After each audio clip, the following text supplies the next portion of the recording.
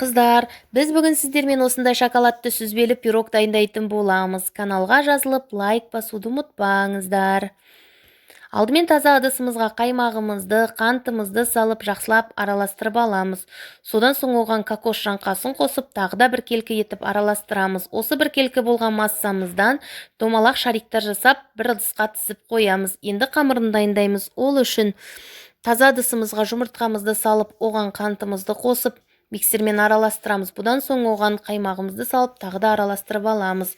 Елекке ұнымызды салып, оның үстінен қопсытқышымызды, какаомызды қосып, електен өткізе отырып, миксерлейміз. Ұнды бөліп қосып, миксерлеу дұрыс.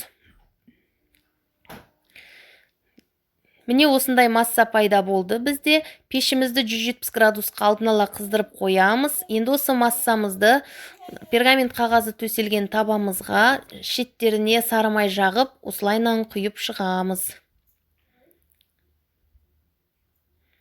Міне біздің қамырымызды құйдық. Енді жаңағы алдын ала дайындап қойған сүзбелі кокосты шариктарымызды осы пирогымыздың бетіне, яғни қамырымыздың бетіне салып шығамыз. Енді осыны пешке 40-45 градусқа жібереміз. Міне біздің пирогымыз дайын болды.